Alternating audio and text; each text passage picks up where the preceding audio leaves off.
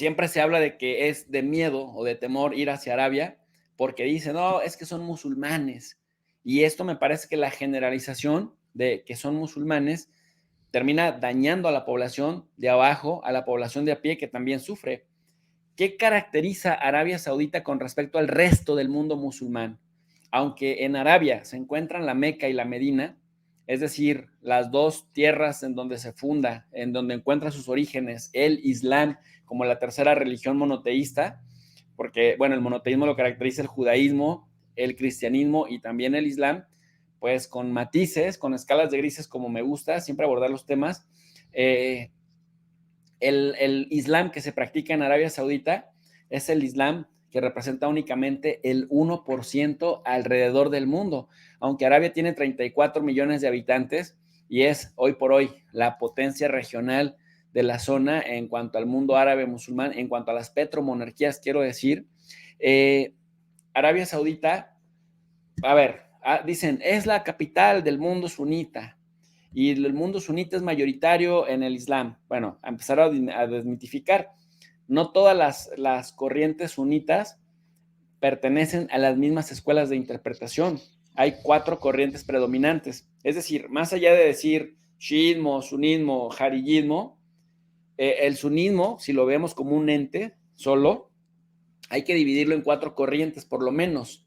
Está la escuela Hanafi, que es la que predomina en Turquía y es la que hace más abierta la interpretación del Islam sunita en esa parte del mundo con las comunidades túrquicas. Y luego está el shafismo, que está arraigado también en el Levante. Y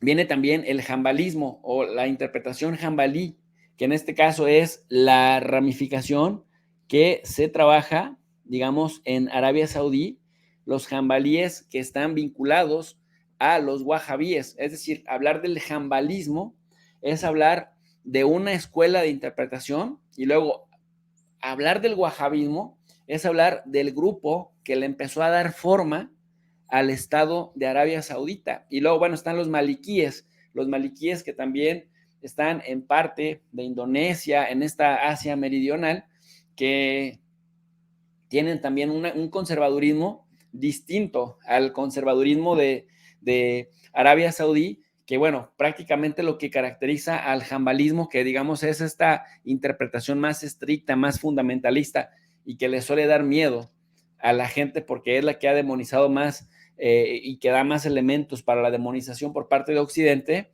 es el jambalismo, ¿no? Que apoyada o adoptada por los wahabismos se convirtió en la interpretación oficial del Reino Saudita, que es una interpretación casi literal de los textos, no da lugar es muy estricta, no da lugar a reservas, y esto, bueno, es lo que se ve que se aplique, digamos, literalmente a rajatabla, en el caso de los árabes que ejecutan a 82, 83 personas cada 2 o cada 3 de enero, o lo veíamos en los talibanes, o lo veíamos también en el Daesh, que además era patrocinado también por Arabia Saudita. Entonces, Arabia Saudita lo caracterizan estos, el dominio wahabí por un lado, que traen a la interpretación jambalí, que es súper estricta y que representa únicamente el 1% del Islam que se vive en el mundo.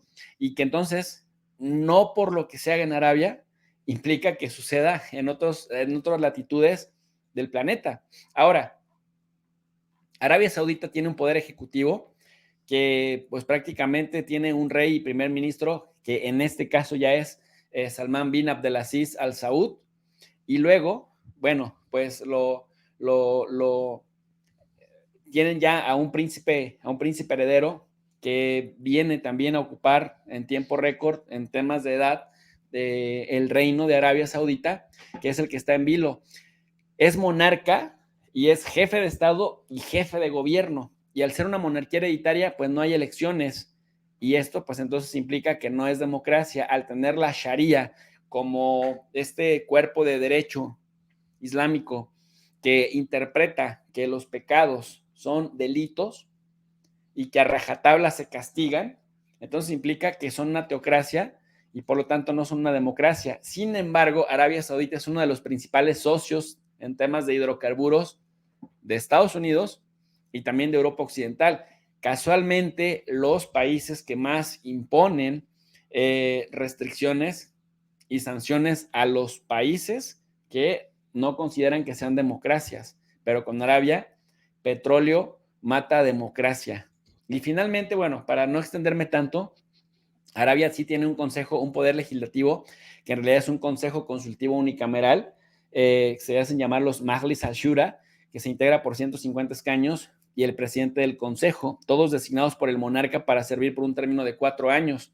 Cabe señalar también que en su poder judicial tienen un tribunal superior que se compone del jefe del tribunal y se organiza en circuitos con paneles de 3 jueces, con excepción del circuito penal, que tiene un panel de 5 jueces para casos que implican castigos mayores, pero también vinculado a los designios del jefe de Estado y del jefe de gobierno, que en realidad se convierte en el hombre todopoderoso de Arabia.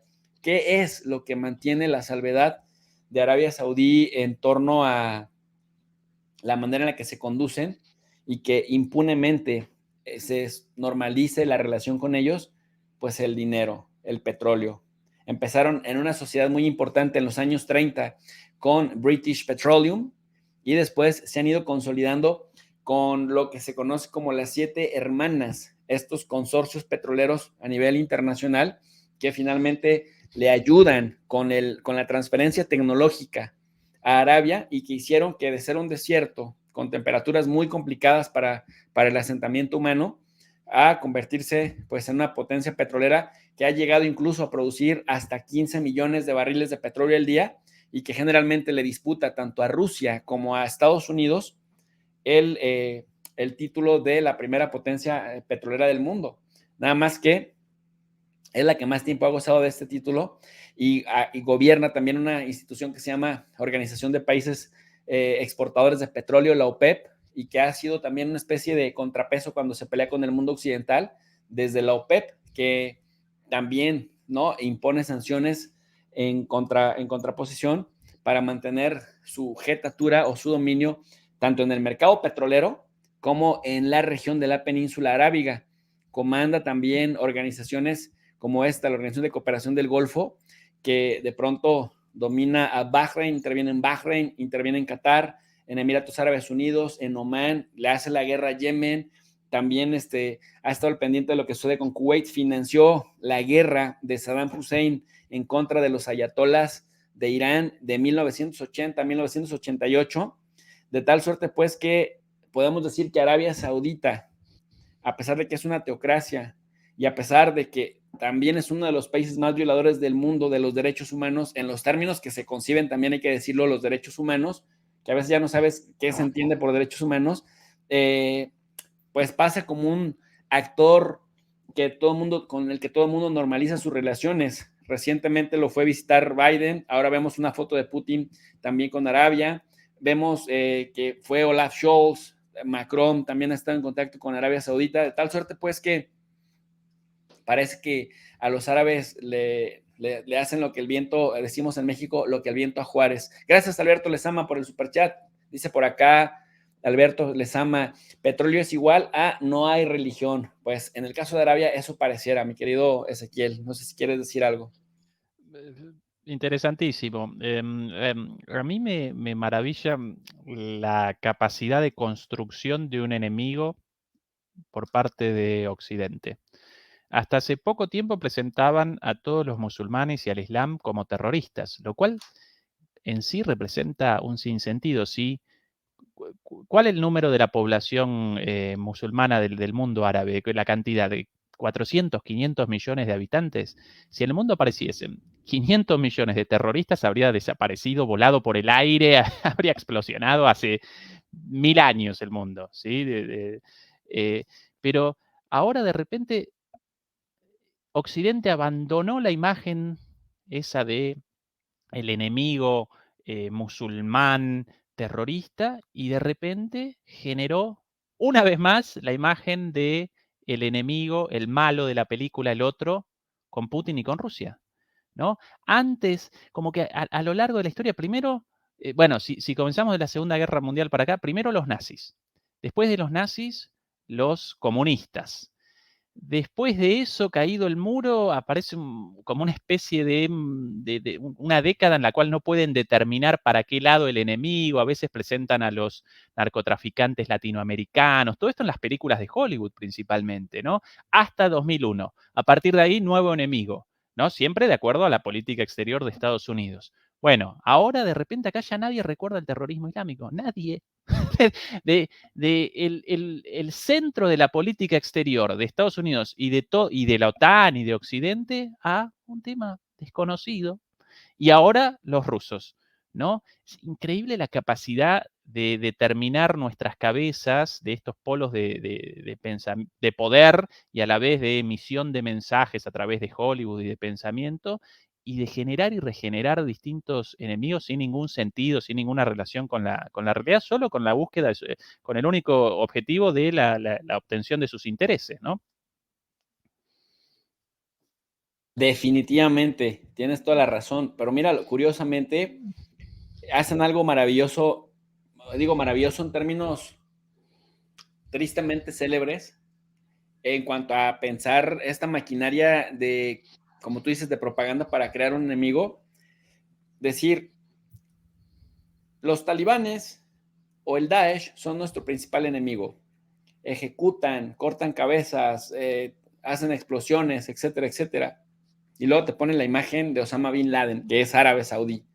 Pero te dicen, no, pero es que Arabia Saudita lo combatía también.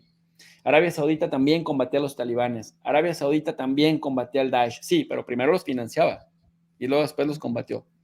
Pero casualmente, aunque lo que se hizo famoso y popularizaron, que era perteneciente al mundo musulmán, es esta visión wahhabí jambalí del reino saudita que vimos en sus términos más vulgares, caracterizados en el Daesh y en los talibanes, a los que por cierto también Estados Unidos financiaba en sus orígenes.